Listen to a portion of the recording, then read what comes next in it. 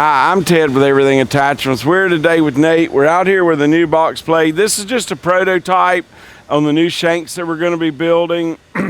With all the different things in the world going on, the stuff coming out of China and India, the shipping is really messed up, delayed times are happening, and we like to build stuff in the US anyway. So we're changing the tines out, which we've been getting from India or Italy, trying to get the best ones, not the China ones. But the quality's still just not exactly what we want for it to be really wicked. And the round edge that's on a ripper shank it's really smooth. It doesn't have much cutting action. So we're going to try to venture off into something different just to get a whole different product and something that's just going to work better. So this is our 30 to 70 horsepower box blade. That's what I usually use on our L6060.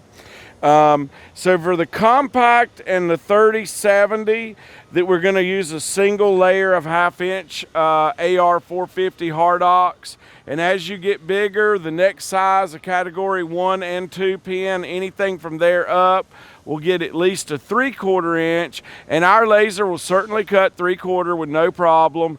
But 2 3/8 pieces laminated, if this is the ripper shank to be hit, it's probably very little difference in the strength in cutting it out of a single piece of 3/4 or 2 laminated 3/8. But if it takes a side hit, the laminated pieces definitely will be much, much stronger from left to right.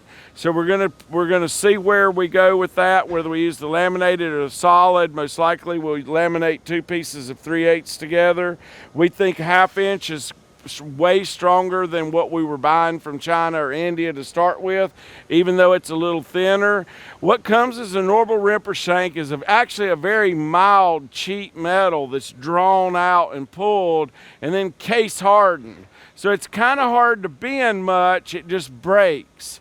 So we don't want that, and so we've added some features. I wish they were all on here. So to save us some, these are definitely going to cost us more money to make. So one of the things we're doing to save us some money is we are going to send them out naked, like some of the people have wanted the whole attachment. This whole box blade and shanks have been sitting outside for over a week. It's been raining on them multiple times. It's got some dirt thrown on it, but the only place, come in a little closer, the only place it could rust, and you can see a little spots of rust here, and this is where the handle's gonna go to make this really easy adjustment. I wish I had the handle on it, but the teeth themselves, which should be cleaned by the dirt, and then the rest of all the sides are primered with hard ox primer.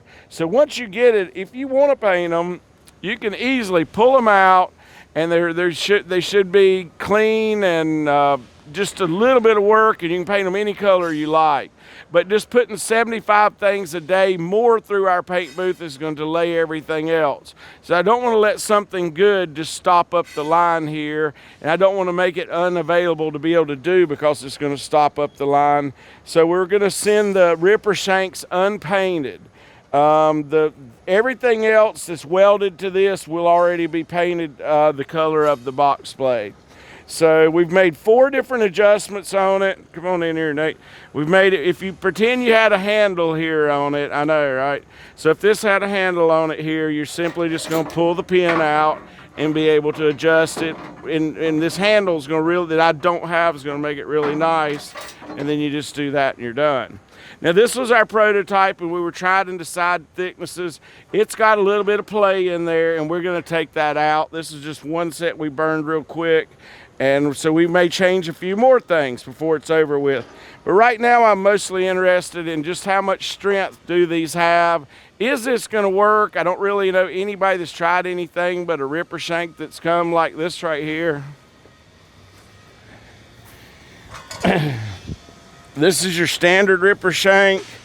It's crimped on. If you back up and get that under a log, these dimples will not hold it. It will pull the tooth off.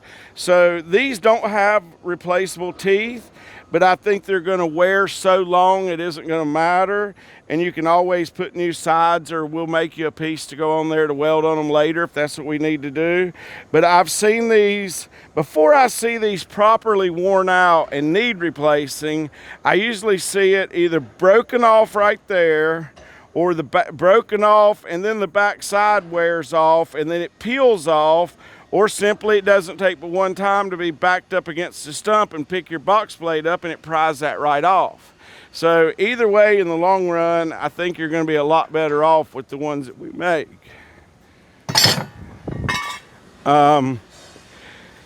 We do use the true cutting edges. That's a 1/2-inch Volk edge. I've looked at some of the other manufacturers that look similar, and they're not even using a case hardened edge. But this overall, for the price we're going for, these prices will go up approximately $10. Each box blade for like this size will go up approximately $10 per shank, because I'm probably acquiring twice that much difference and just trying to keep it, split the difference with you, get a middle ground, and give you a much better product.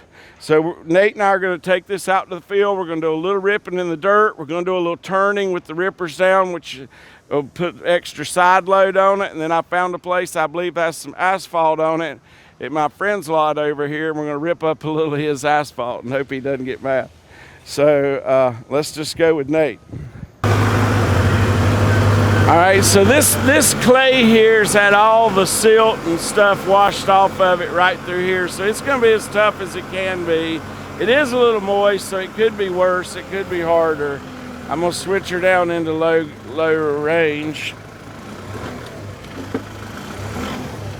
And then I'm going to drop the ripper shanks.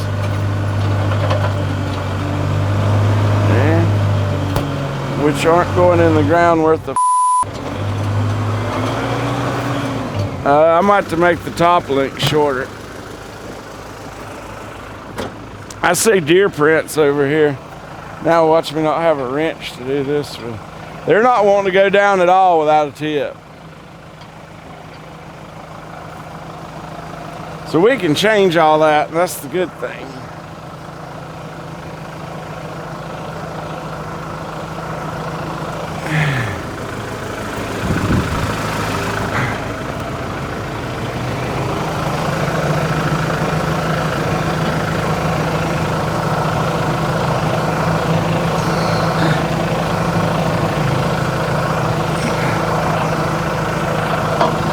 I don't know if that's going to change anything or not. Huh? They're oh, yeah. Well, that might help. Especially since they're quick changing. I don't hate doing this. God, I used to hate this so bad.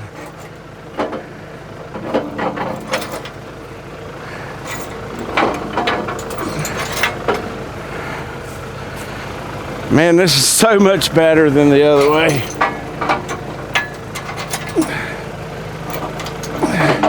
I'd like to have my handles on here.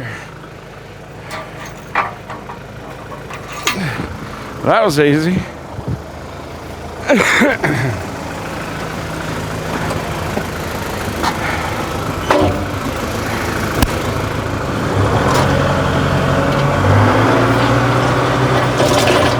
This is hard as a rock here. If I can get them in.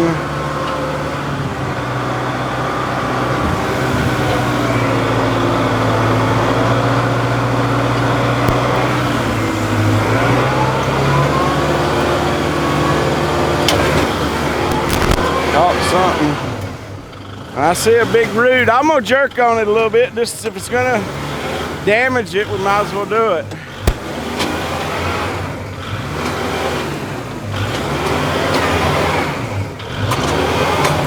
So I don't know if that's a root or a rock or what, but it's pretty solid.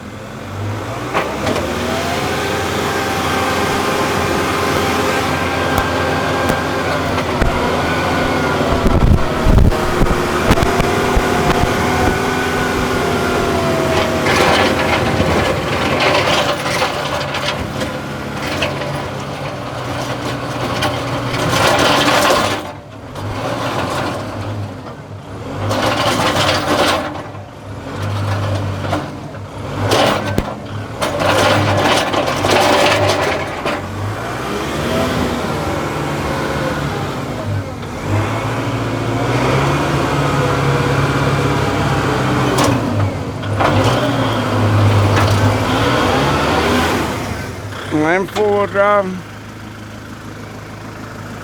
Yeah. Oh, it's burning the front. Okay, so this is as far as it's going to pull right now. We're going to try to use the lift action now to break up some of this and make sure the ripper shanks will stand it.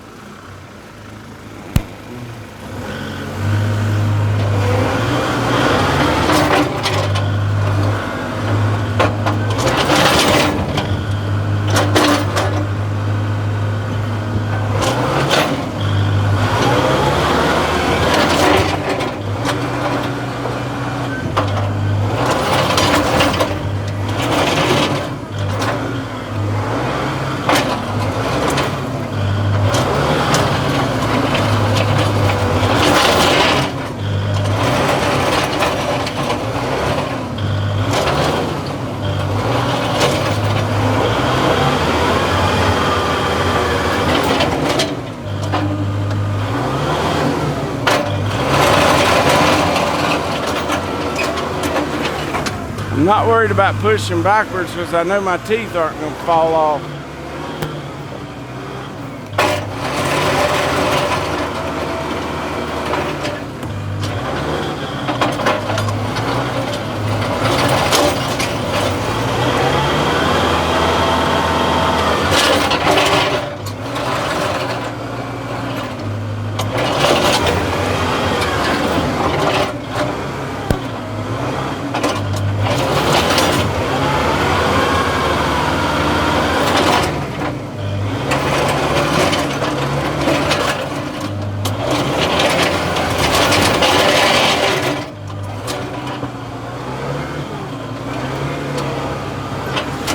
I wanted to kind of go ahead and hit it pretty hard just to make sure we aren't going to break anything.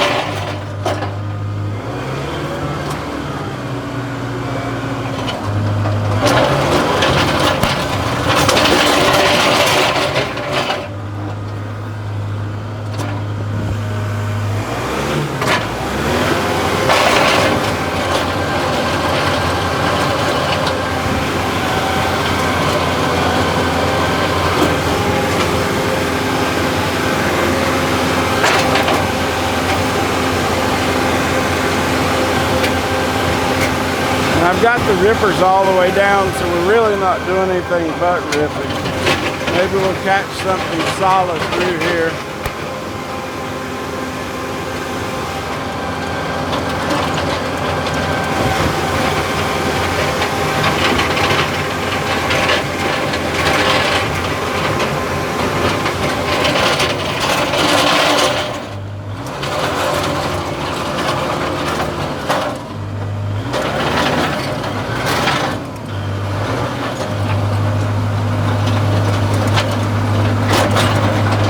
Now if I can get it hung into this asphalt good here and then try to turn, that's kind of what I'm after too.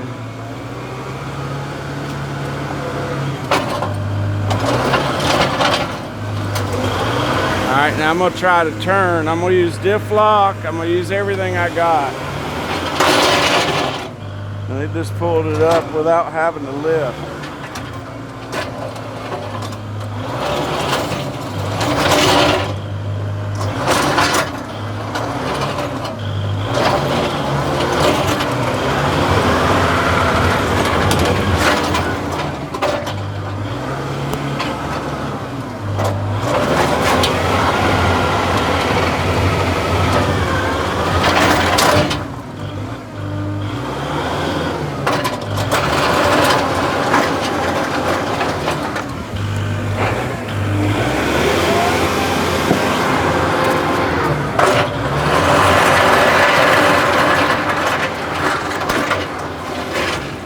All right, we probably ought to get out of here before Eddie catches us over here tearing up his asphalt.